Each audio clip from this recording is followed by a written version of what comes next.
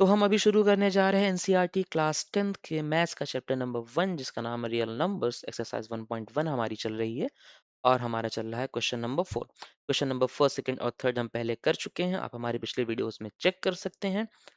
और question number fourth अगर आपके पास बुक सामने है, आप बुक में पढ़ेंगे तो ये लिखा है given that HCF in the bracket 306, 657 is equal to 9, find LCM 306, 657।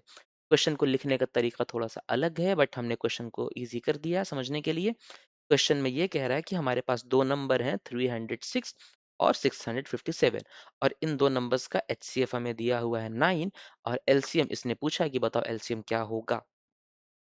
तो इस क्वेश्चन में हमें ज़्यादा कैलकुलेशन करने की ज़रूरत नहीं है, सिंपल हमें पता है एक फॉर्मूला कि एचसीएफ मल्टीप्लाई बाय एलसीएम बराबर होता है प्रोडक्ट ऑफ द नंबर्स की। दो नंबर्स है उनका एचसीएफ एलसीएम हमारे पास में अगर मौजूद हो तो हम उसका जो हमारे प्रोडक्ट नंबर का प्रोडक्ट्स होता है वो उसके बराबर होता है। खैर इसको हम यूज़ करेंगे। तो एचसीएफ हमारे पास में है 9 और एलसीएम है x। 9 multiply by x should be equal to 306 multiply by 657। थोड़ा सा कैलकुलेशन हमें करनी पड़ेगी। x इज इक्वल टू हो जाएगा हमारा 306 मल्टीप्लाई बाय 657 अपॉन 9 और इसको सॉल्व करने के बाद जो हमारा x आएगा वो आएगा 22,338।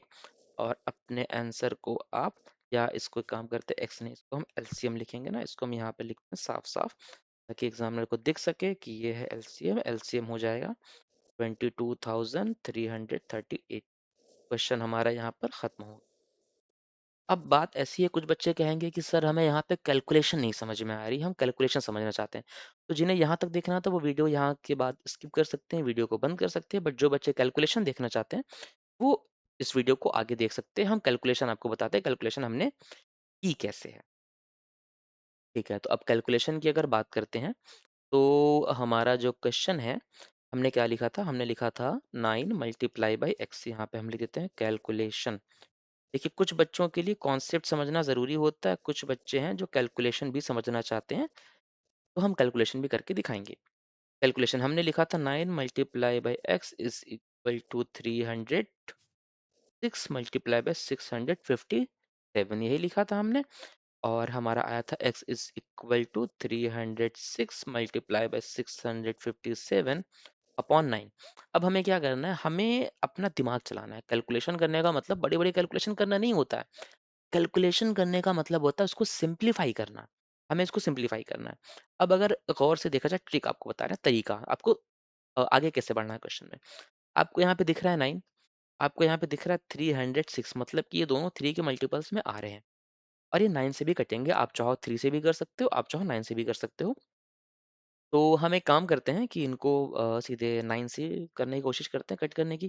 तो 9 वन ज़ा 9, यहाँ आएगा 1 और इसको जब कट करने की कोशिश करेंगे तो 9 थ्री ज़ा 27 और बचा 3 36, 9 फोर ज़ा 36। तो x बराबर यहाँ पे हमारा क्या आएगा 34 मल्टीप्लाई बाय 657 अपॉन 1। अपॉन 1 का कोई मतलब नहीं, हमें पता है किसी भी नंबर में 1 से मल्टीप्लाई करिए डिवाइड कीजिए उस नंबर की वैल्यू पे कोई फ़र्क नहीं आता है, तो ये हमारा यही होगा।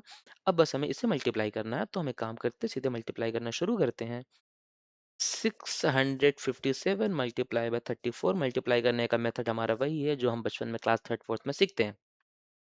4 7 ज़ा 28 या 8 कैरी आया हमारा 2, हम साइड में लिखते हैं ताकि देखने में आंसर गंदा ना लगे। 4 7 28 का 8 हासिल आया 2, 4 4 5 20 20 और 2 22 हो गया, तो 2 यहाँ लिखा और वापस से हमारा कैरी आ गया 2। 4 6 24 24 और 2 हो जाएगा 26। इस क्वेश्चन को इस जगह को हम खाली छोड़ देते हैं। यहाँ पे आप एक जीरो लगा सकते हैं या कट भी लगा सकते हैं और यहाँ से हमें लिखना है 3। इसको हटाते हैं। 3 7 21 का लिखा हमने 1, कैरी आया 2, 3 5 15 15 और 2 हो गया 17 को लिखा 7, कैरी आया 1 और 3 6 18 18 एंड 1 हो गया 19। 8 0 8 2 1 इसको हमें ऐड करना है। 2 1 3 6 6 12 1 13 के 3 हासिल आया 1, 9 2 11 1 12 के 2 हासिल आया 1 1 1 2 2 2 3 3 8, वही जो हमारा आंसर आया था। हमने कैलकुलेशन भी आपको सिखा दी है।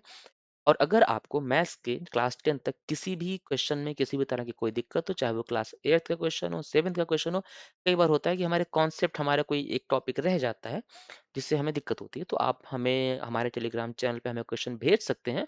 आपको उसका सॉल्यूशन प्रोवाइड करा दिया जाएगा। चैनल का लिंक हमारे डिस्क्रिप्शन में आपको मिल जाएगा। Thank you so much.